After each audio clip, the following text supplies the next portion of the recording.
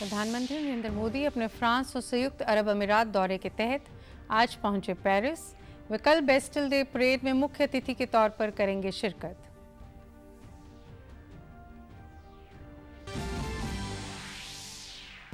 गृह मंत्री अमित शाह ने गुरुग्राम में अपराध और सुरक्षा पर G20 सम्मेलन में सुरक्षा चुनौतियों से निपटने के लिए एक आम रणनीति का किया आह्वान।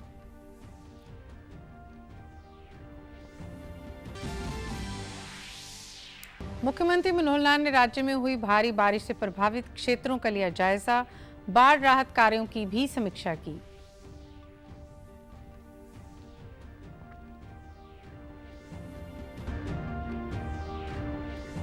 और हरियाणा स्वास्थ्य विभाग ने भारी बारिश के कारण होने वाले वेक्टर जनित रोगों से बचाव और रोकथाम के लिए सभी प्रभावित क्षेत्रों में कार्य तेज करने के दिए निर्देश। नमस्कार, मैं गीतू गुलाटी। अब समाचार विस्तार से। प्रधानमंत्री नरेंद्र मोदी 2 देशों फ्रांस और संयुक्त अरब अमीरात की राजकीय यात्रा पर हैं। प्रधानमंत्री अपने दौरे के पहले चरण में फ्रांस के राष्ट्रपति एमेनुएल मैक्रों के निमंत्रण पर पेरिस पहुंच गए हैं। वे कल बेस्टिल डे परेड के मुख्य अतिथि होंगे। भारत की तीनों सेनाओं की एक टुकड़ी भी इस परेड में हिस्सा लेगी। यात्रा पर जाने से पहले प्रधानमंत्री नरेंद्र मोदी ने उम्मीद जताई है कि दोनों देशों के साथ भारत की रणनीति साझेदारी को नई रफ्तार मिलेगी।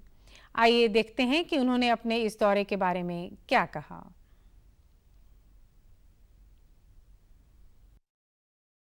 प्रधानमंत्री नरेंद्र मोदी ने फ्रांस और यूएई की यात्रा पर जाने से पहले उम्मीद जताई है कि उनका ये दौरा दोनों देशों के साथ भारत की रणनीतिक साझेदारी को एक नई ऊर्जा देगा। पीएम ने कहा है कि मैं अपने मित्र फ्रांस के राष्ट्रपति श्री इमैनुएल मैक्रों के निमंत्रण पर 13 से 14 जुलाई तक आधिकारिक यात्रा पर फ्रांस की यात्रा कर रहा हूं।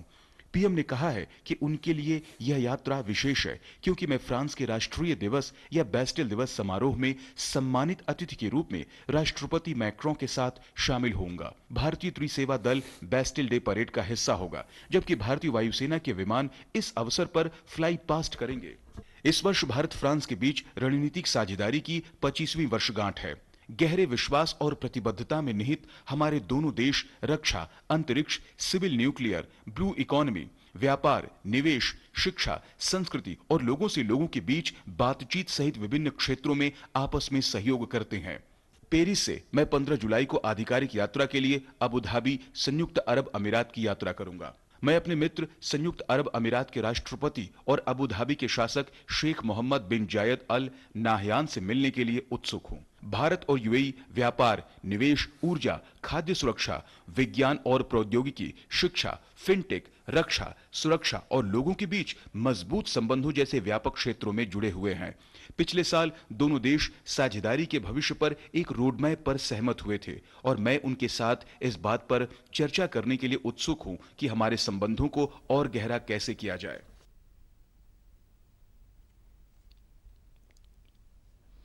केंद्रीय गृह और सहकारिता मंत्री अमित शाह ने कहा है कि आतंकवादी हिस्सा फैलाने, युवाओं को कट्टरपंथी बनाने और वित्तीय संसाधन जुटाने के नए नए तरीके अपना रहे हैं।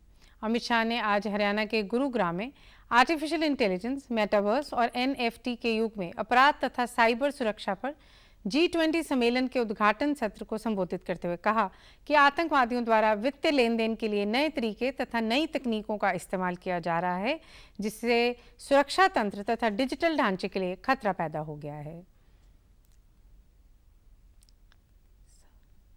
हमारा प्रयास है NFT, AI, मेटावर्स तथा अन्य इमर्जिंग टेक्नोलॉजी के युग में कोऑर्डिनेटेड और कोऑपरेटिव तरीके से नए उभरते हुए खतरों के लिए समय पर प्रतिक्रिया देकर हमने क्राइम वर्ल्ड से आगे जाने का प्रयास करना चाहिए।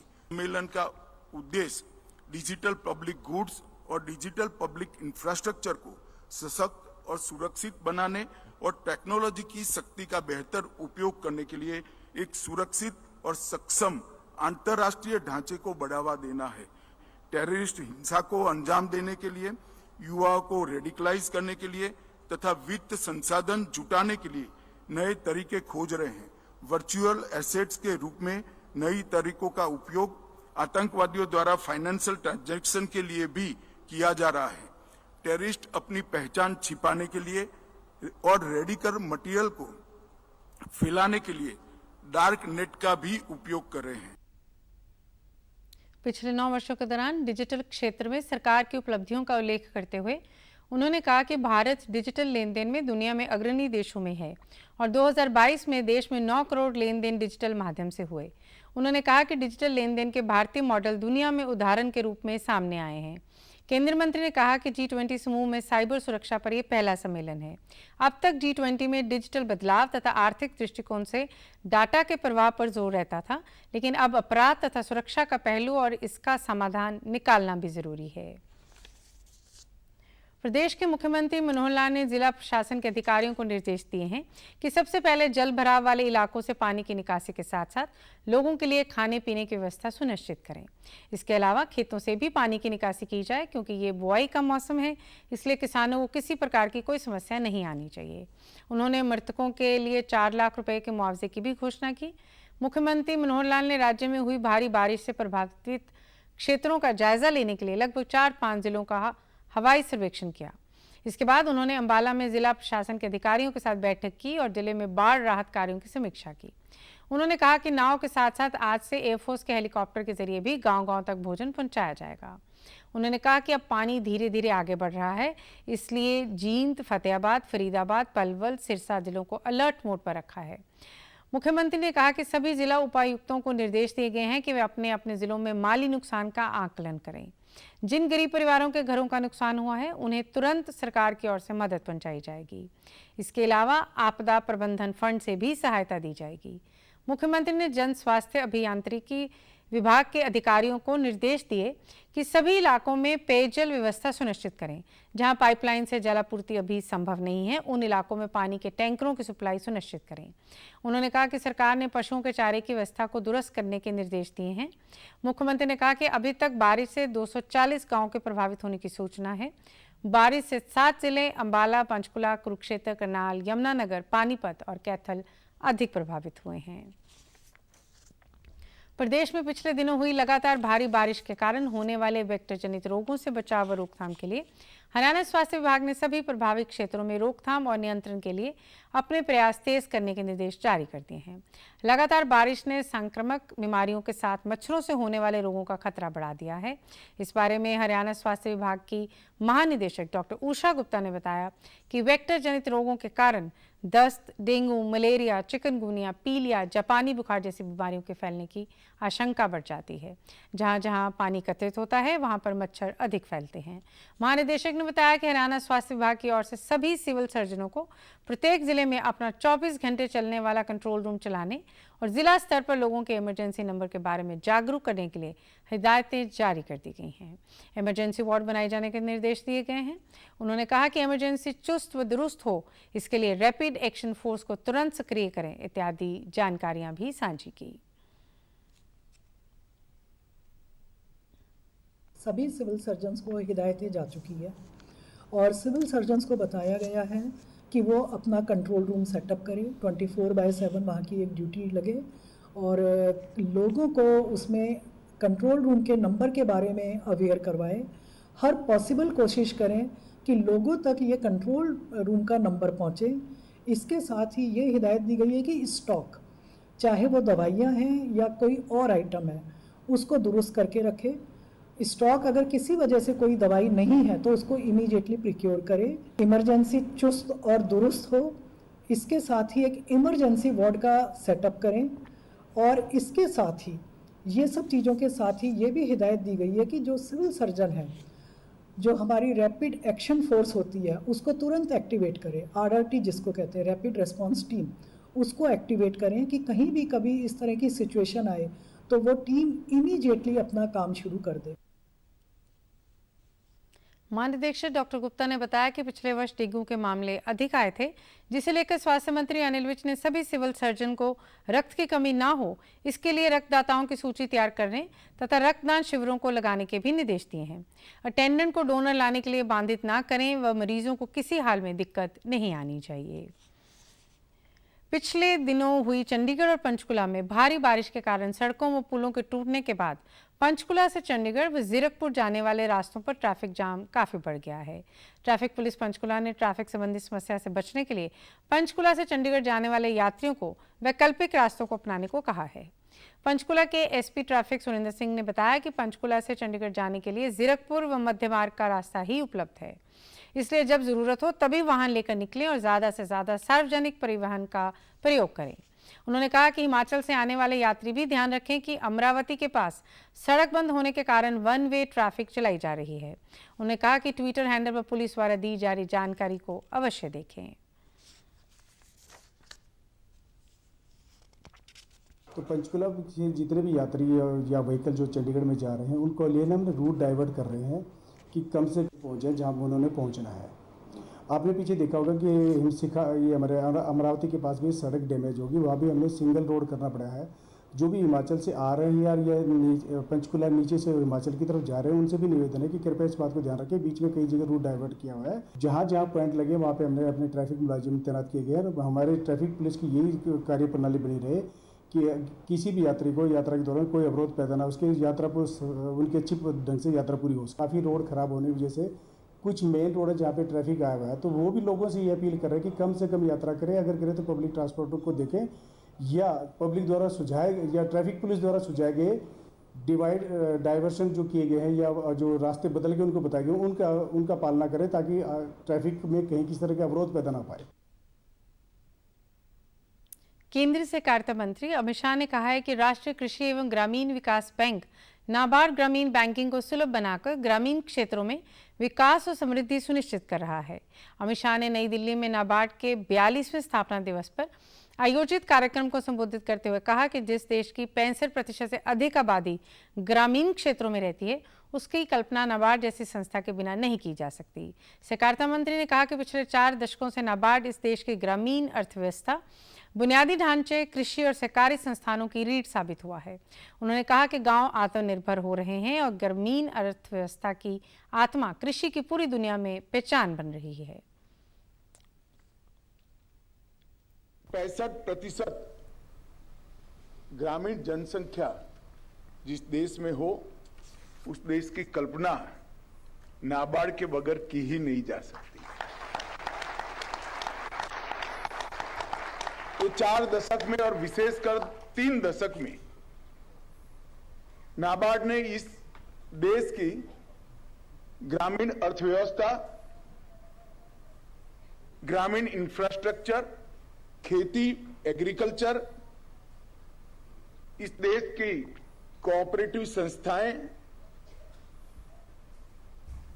और 1.5 दशक से इस देश के स्वसहाय जुटों की विकास की रीढ़ की हड्डी ने नाबार्ड सिद्ध हुई है।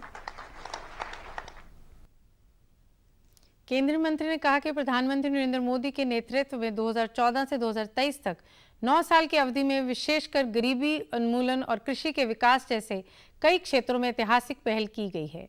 उन्होंने कहा कि जब भी देश का इतिहास लिखा जाएगा तो प्रधानमंत्री नरेंद्र मोदी के 9 साल के शासन को स्वर्ण अक्षरों में अंकित किया जाएगा। इस अवसर पर अमित शाह ने दुग्ध समितियों को माइक्रो एटीएम कार्ड और इन समितियों के सदस्यों को रुपे किसान क्रेडिट कार्ड भी वितरित किए। प्रदेश के मुख्यमंत्री मनोहर लाल ने पानीपत में इंडियन ऑयल पानीपत रिफाइनरी और पेट्रोकेमिकल कॉम्प्लेक्स की रजत जयंती अवसर पर बतौर मुख्य अतिथि शिरकत की। इस अवसर पर मुख्यमंत्री ने इंडियन ऑयल रिफाइनरी वनस्थली का उद्घाटन किया।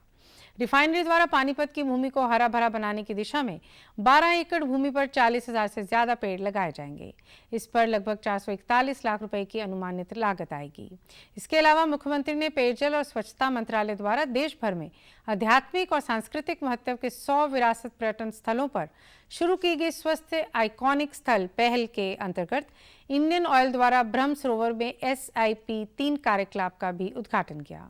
इंडियन ऑयल द्वारा इस धार्मिक स्थल का स्वच्छता व सौंदर्यीकरण के लिए कई काम किए जाएंगे। इससे प्रतिवर्ष इस पवित्र तीर्थ स्थल पर आने वाले लगभग 1 करोड़ पर्यटकों को लाभ होगा। अपने संबोधन में मुख्यमंत्री ने इंडियन ऑयल पानीपत रिफाइनरी और पेट्रोकेमिकल कॉम्प्लेक्स प्रबंधक मंडल से आग्रह किया कि गत दिनों राज्य में हुई भारी बारिश के चलते जिन जिलों में नुकसान हुआ है वहां राहत व बचाव कार्यों में अपना योगदान अवश्य दें। है 4 जिलों का, पानीपत, करनाल, उसके बाद कुरुक्षेत्र और अंबाला। तो इन चारों जिलों के एरियल सर्वे करने के बाद एक अनुमान भी थोड़ा होगा कैसा क्या स्थिति है।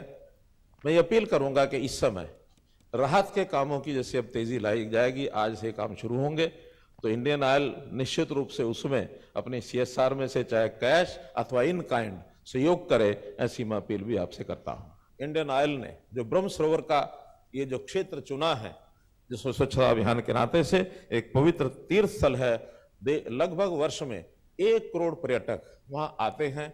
इन सबको इंडियन ऑयल के इस प्रोजेक्ट का लाभ मिलेगा। उन्होंने कहा कि 3G प्लांट भी इस रिफाइनरी में लग गया है और जो दुनिया का पहला रिफाइनरी ऑफ गैस आधारित 3G इथेनॉल प्लांट होगा। इस प्लांट की स्थापना से दिल्ली और उत्तर भारत के कुछ राज्यों में पराली जलाने से होने वाले प्रदूषण और ग्लोबल वार्मिंग को कम करने में सहायता मिलेगी। NCR एरिया में आने के नाते से दिल्ली का एक बहुत बड़ा एक संकट रहता है कि प्रदूषण का जो एक वातावरण बनता है उसको दूर करने के लिए जो हमारे पानीपत, करनाल, कुरुक्षेत्र, कैथल, ये जो 4 जिले हैं, इन चारों जिलों के किसानों की पराली को इस 2G एथेनॉल प्लांट के लिए उपयोग में आ जाएगी, तो इससे बहुत बड़ी राहत एक हमको होगी।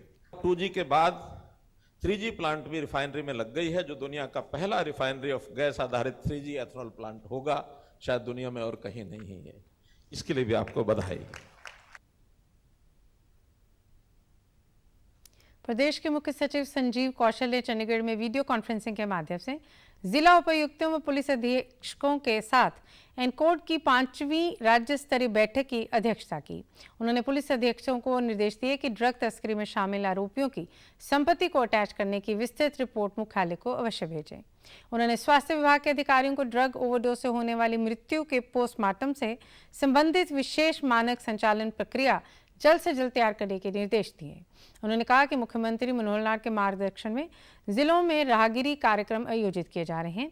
इन राहगिरी कार्यक्रमों में भी Haryana state narcotics control bureau के अधिकारी शामिल हों और युवाओं को नशे की बुराई के बारे में बताएं। मुख्य सचिव ने निर्देश देते हुए कहा कि जिला उपायुक्त जिला स्तरीय कमेटी की मासिक बैठक कर समीक्षा करें। साथ ही इन बैठकों की जानकारी और निर्णयों को Haryana state narcotics control bureau को पोर्टल पर अपडेट करना सुनिश्चित करें। अब खबरें फटाफट।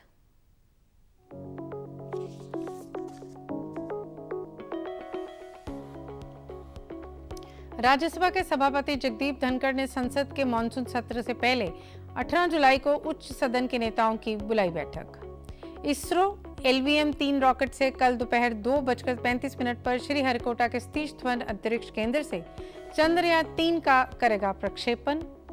राष्ट्रीय परीक्षा एजेंसी ने CUET 2023 की अंडर ग्रेजुएट परीक्षा की उत्तर कुंजी की जारी। और अमरनाथ यात्रा के लिए श्रद्धालुओं का 11वां जत्था जम्मू आधार शिविर से बालतल और पहलगांव के लिए हुआ रवाना। समाचारों में आज इतना ही। नमस्कार।